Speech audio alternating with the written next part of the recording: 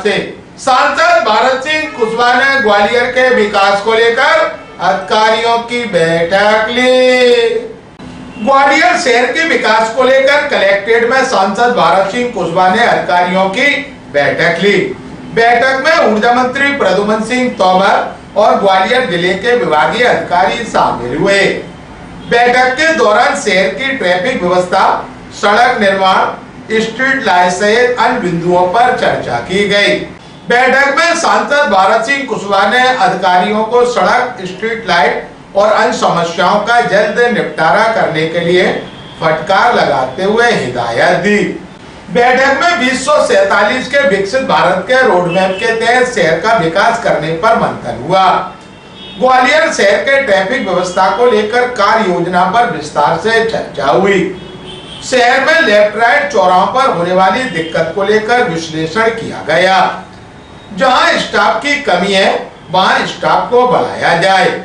खास तौर पर ब्लैक स्पॉट को हटाने का काम तेजी गति से किया जाएगा।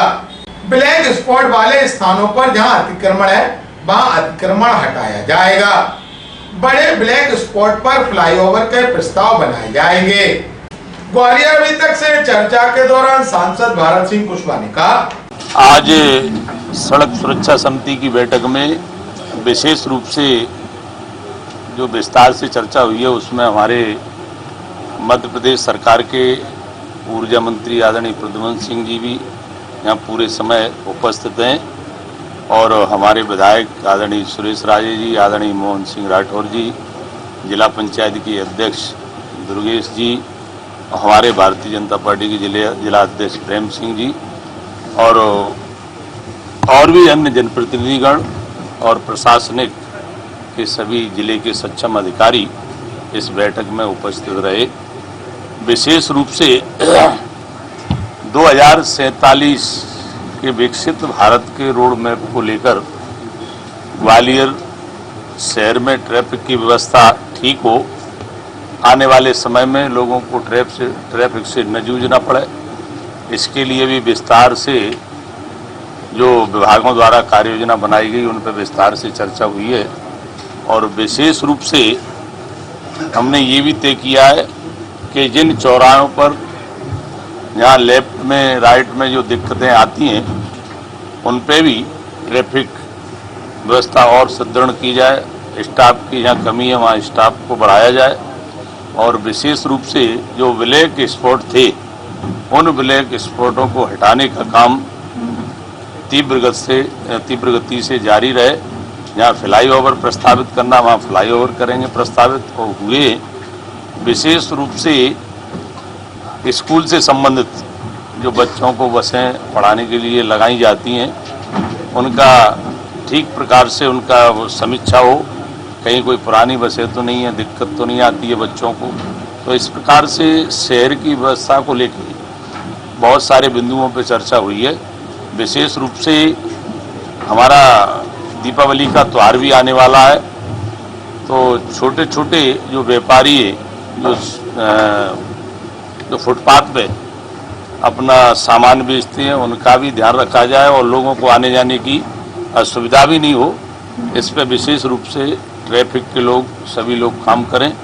और शहर में जिस तरह से LED जो बल्ब और जो भी व्यवस्था ऊर्जा की रखी गई है उसको दुरुस्त किया जाए। हर चौराहे पर कहीं अंधेरा नहीं रहे, उजाला रहे। इस प्रकार से सभी विभागों से विस्तार से चर्चा हुई है।